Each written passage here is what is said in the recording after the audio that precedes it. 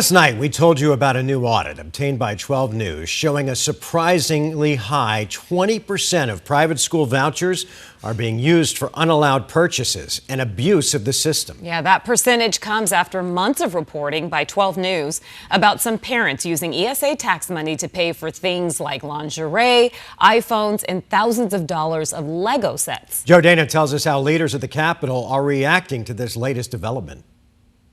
These new revelations in the Department of Ed's audit records do not come as a surprise to critics who for 3 years now have been demanding more accountability.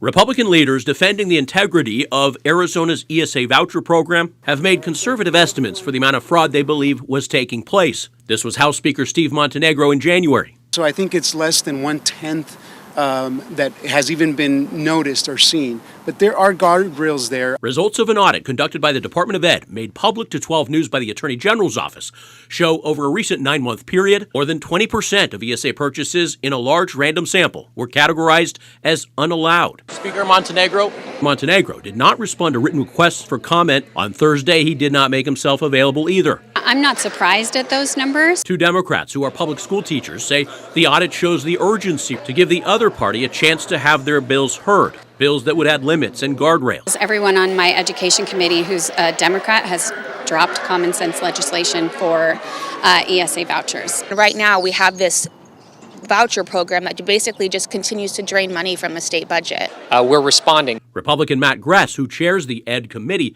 did put forward an emergency supplemental bill Wednesday to add more than $1 million to the department's administrative staff to track fraud. Not just hire staff, but begin using more AI technology to detect fraudulent behavior. The majority of unallowed purchases are not being paid back. Democrats want limits preventing abuse before it happens. Chairman Gress and I are working together on a lot of education policy and trying to meet in the middle. If the proposal by Representative Gress makes it through the legislature, it may be up to Governor Katie Hobbs whether to allow it to be implemented right away.